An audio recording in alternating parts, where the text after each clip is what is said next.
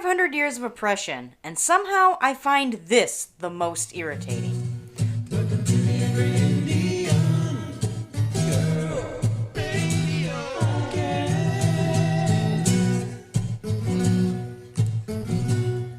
Welcome to the Angry Indian Girl Radio Podcast. Radicalize your mind. Ani Bojo. Welcome to the Angry Indian Girl Radio Podcast. I'm your host, Sofia Syntaxx. You may remember me from such productions as the Breaking Borders Fairy Fashion Show and the Detroit Animation Festival. We are recording on Wednesday, April 21st, 2020. I'm still in shock and awe that George Floyd's murderer was convicted. Hallelujah. Just for today, y'all, I'm basking in this victory of, the system working the way it is supposed to. Shout out to the black woman who kept filming the murder despite being threatened by the cops to stop. Without her brave actions, George Floyd's killer would not have been brought to justice because the killer cop's co-workers certainly did not turn him in. Today, we celebrate. But we still got a lot of work to do. And by me, I mean yous. White people. Specifically. Black and indigenous people done been showing up. And if you're white and you've been doing the work, I see you and I thank you, but we can't stop. This is only the beginning. Yeah. For something a little more lighthearted, but still surprisingly controversial. Y'all, I was not prepared for the reactions I got when I told folks what episode 4 of the ANGR Podcast was going to be about. Today, we're going to be unpacking a topic that I never thought we'd tackle on this show. Veganism. Specifically, we're going to be answering the question, is veganism colonialism? Full disclosure, fam, I am not a vegan. I do have many friends who are vegan, though. Shout out to my friend Zai, a loyal member of the ANGR Squad, and quite possibly the first vegan person I ever personally knew. It's been cool to get to know someone with a different lifestyle than myself and be exposed to new things. It's nice because now I find myself more aware of what vegan options are on offer at any given restaurant, which comes in handy when I write reviews. Huh? Yes, I'm one of those people that writes reviews on Yelp and TripAdvisor. Listen, I like to be helpful and hype up small businesses, okay? I swear I'm not a Karen. Only sometimes. What? I know there are a lot of charged feelings on both sides of this debate, so before you get your hackles up one way or the other, grab your headphones, your favorite snack, a wet beverage, and settle in because the show starts now. Okay, so we have established that I am not vegan, but I am indigenous. Yeah. I identify as an indigenous person, and I'm also Native American. Sometimes folks conflate the two. While they can go together, I don't think that Native American voices should be centered or presented as the only indigenous voices in the West. If you get nothing else out of today's show, remember, Indigenous is not synonymous with Native American. Indigenous people come from all over the world. Asia is home to over 600 tribal peoples, many of which reside on the Indian subcontinent. Eurasia is home to the Sami, various Siberian tribes like the Evnik, and the Inuit. Sorry if I slaughter any of these names. I've only seen them written. I've never heard some of them pronounced. Ugh. I blame the American education system, but I digress. Africa is home to over 3,000 indigenous tribes with over 2,000 different languages and dialects. So when we talk about indigenous ways of life, it is imperative that we include the voices of indigenous people from all over the world. Honestly, when it comes right down to it, I don't really care what other people eat. When I travel, obviously I find it interesting. I want to try the local food, but we have to remember, folks, there is no ethical consumption under capitalism. And I think that the food one chooses to put into their body is an extremely intimate thing. It is none of my business. I've tried to resist politicizing food in my life while also recognizing at the same time that food and access to it is very political. It's complicated. Who's written the messing up everything. It was capitalism all along. I believe that the fight for vegetarianism and veganism is an honorable one, and that overall, eating fewer animal products would be beneficial for everyone. But what I find so frustrating with many animal-free platforms is this bizarre prioritization of animal welfare over that of the humans who produce the food. Touting meat-free meals and products as cruelty-free often wrongly limits the cruelty of food production to the animals who are processed. So often these conversations center the rights of animals to the point where they ignore the inhumane working conditions of poor, often undocumented laborers who provide the majority of our produce in the United States. Rarely with rights and unions to protect and fight for them, migrant farm workers are regularly subject to sexual, verbal, and other forms of abuse by employers who already exploit their underpaid labor. In no attempt to minimize the truly horrifying environmental concerns related to our food consumption, it is so important to remember that, in the meantime, real-life people are being harmed by the systems that produce our food too. However, we are not going to debate the ethics of veganism or any other dietary choices for that matter today.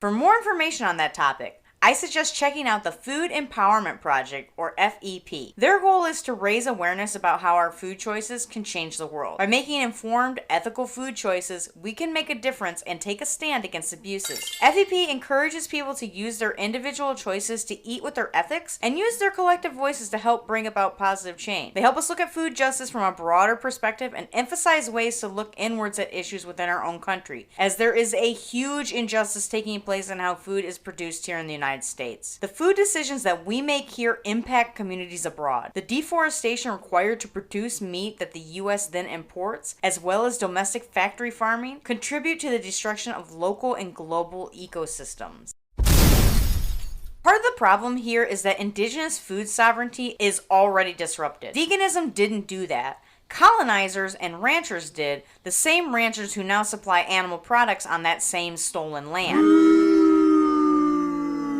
The World Bank has identified animal agriculture as the key driver of deforestation in the Amazon. Currently, about 15% of the beef we import in the United States is from Brazil, where the Amazon rainforest is, which Brazilian fascist President Jair Bolsonaro has been allowing to be burned so as to turn it into grazing land for cattle. It isn't just the land at risk either. Indigenous people in Brazil are literally being hunted by cattle farmers.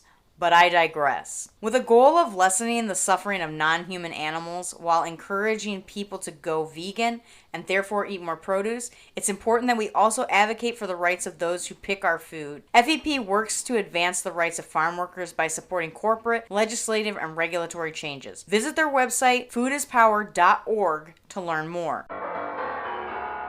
What I want to focus on today is a very specific viral video making the rounds on social media. Never in my life did I think we'd be making an episode dedicated to veganism, but then TikToker Wild Quetzalcoatl went viral with his video in which he alleges that eating plants instead of animals is a form of colonialism. Say what? He also says that veganism is disconnected from nature. What? Yeah, still trying to wrap my head around that one. This isn't normally something that would even be on my radar, as it reeks of clickbait to me, but folks would not stop sending me this video. Oh my frickin' god.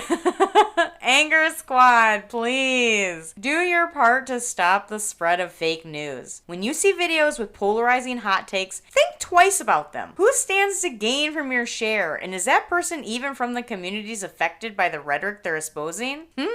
Having said that, I felt like I had to address this video because it was just too egregious. And too many of y'all sent it to me. I know, but I couldn't let it go. So, let's dive in. My first problem with it is, number one, drumroll please, that guy is not even native. That guy is not even native. As soon as I saw the video, I was like, nah fam, no, we got a Pretendian on our hands. There was just something about it. Maybe it was the flute music in the background or the fact that he was shirtless. With a bone necklace and red handband that was holding his long flowing brown hair back away from his face. It all gave off the vibe of someone playing dress up. To be thorough, I took a look at another one of his Q&A videos in which a user asked if he was Hawaiian, and in that video he revealed that his lineage is, quote, from Mexico. but it's not clear if his family is mostly from Spanish colonizers or from Indigenous Americans. The fact that he's refused to clarify is a huge red flag to me that he might be appropriating Indigenous culture and identity. Direct requests for him to identify his tribal connections have thus far been ignored. In that same Q&A video, he also clearly states that he was not raised in a specific Indigenous culture or lineage. He is a, quote, cultural orphan. His words, not mine. Which, whew, man, okay. I feel it for you. Truly, I do. But then homeboy turns around and makes these clickbaity videos with hot takes that are based in nonsense, and I start to lose a little bit of my empathy. Someone can get your mans. He's lost in the sauce. So like right there, from the jump, that's a no from me, dog. I literally can't get behind anything else this dude says because it's just tainted for me. Like, bro. No. Indigenous culture is not a costume. Full stop. Not that there was really much for me to get behind in the video to begin with, but still.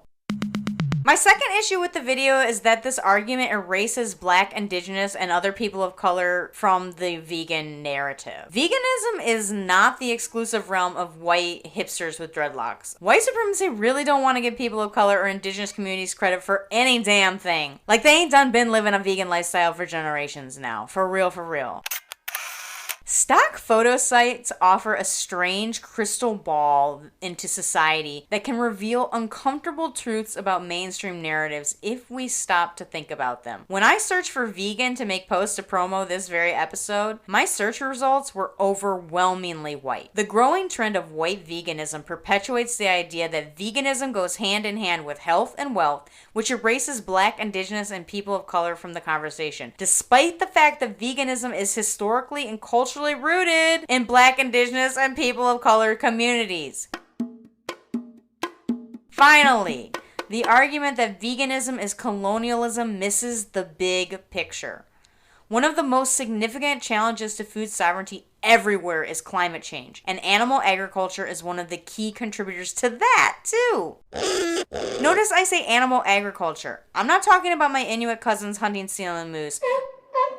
I'm talking about factory farms with hundreds of animals in one small, confined, inhumane space. Even the most conservative estimate from the World Resources Institute holds that animal agriculture is responsible for 14% of all human-caused greenhouse emissions, with the United Nations Food and Agricultural Organization estimating it as high as 18%.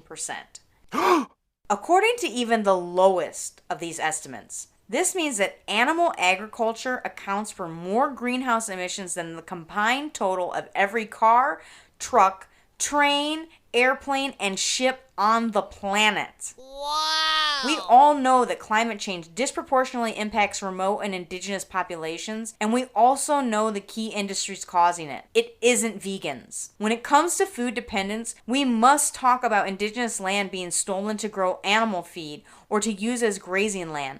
The fact that 1/3 of the planet's arable land surface is devoted to animal agriculture. That fisheries are emptying the oceans, resulting in Indigenous peoples not being able to subsist on the fish they have caught for thousands of years. The ranchers who are brutally murdering Indigenous leaders. But I feel like folks ain't ready for that conversation yet.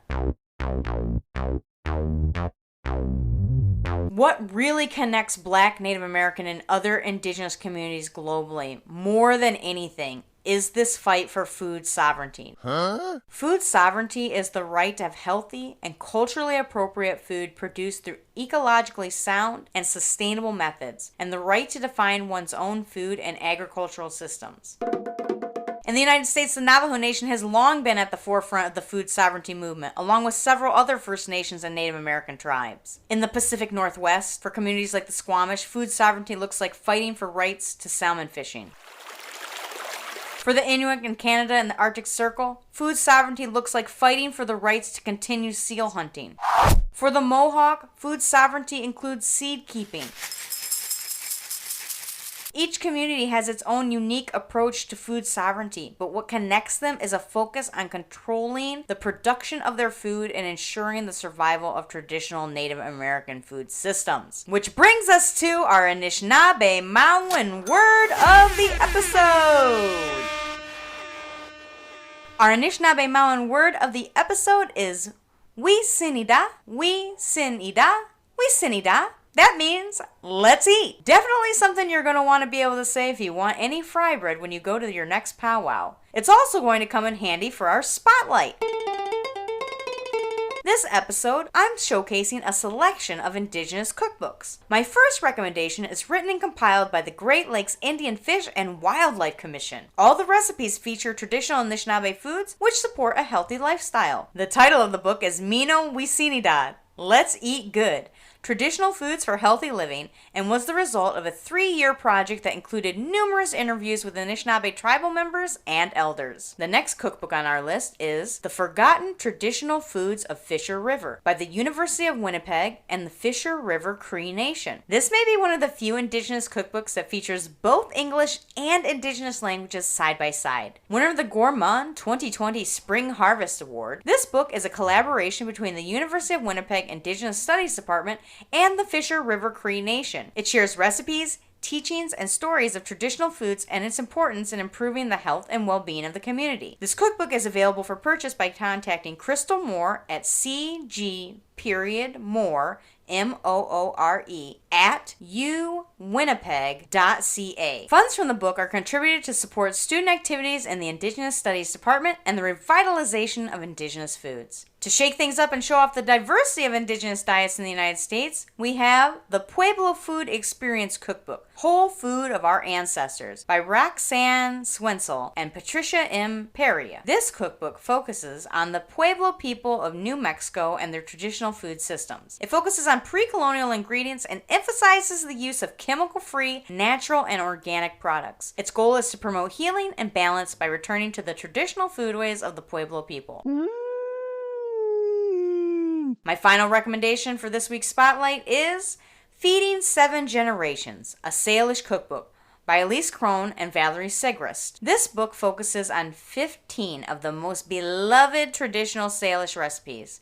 The Salish people are from the lands currently known as the Pacific Northwest of the United States and Southwest Canada. Feeding 7 Generations also includes information on traditions and stories about the foods of the Salish Sea region, including seasonality and harvest tips. The recipes highlight nutrition and wellness information, making it a great resource for beginners and seasoned chefs. I'll be adding more Indigenous cookbook recommendations to our blog and on our Instagram page, and would love to hear your feedback on your favorite ways to decolonize your diet. Before we get to my final thoughts, I'd like to remind everyone to follow us on social media at ANGR Podcast, all one word. That's our handle on both Twitter and Instagram. I'm going to be posting on my Indigenous book reviews soon. Keep your eyes peeled for that. TLDR. We've come to the too long, didn't read portion of the program. For the litany of reasons I just detailed in this podcast, I, Sofia Syntaxx, personally do not believe that veganism is colonialism. I believe going after mega corporations that pollute and pillage our planet will be far more impactful than any one person's individual food choices. There are many threats to Indigenous sovereignty. Let's focus our energy where it matters most and can actually be impactful. That probably doesn't include going after white vegans with dreadlocks in the comments section of a hot take TikTok video. So, what does food sovereignty look like then? Well, the simple answer is, there is no one-size-fits-all model. For folks who are not indigenous to the lands occupied in North America, this could look like reducing meat intake, improving access to health and culturally appropriate food in food deserts via community gardens or urban farms, as well as supporting Native Americans in their fight for food sovereignty. I want to take a moment to say Chi-miigwech to all our patrons, with a special shout out to our newest patron, Lauren. Hello, Ani Bojo, and welcome. Thank you so much for supporting this show. I love you. Wait, was that too soon? I've been busy researching for the first ever Patreon exclusive bonus episode about the Nain Rouge Parade in Detroit, Michigan, and I am getting really excited for it.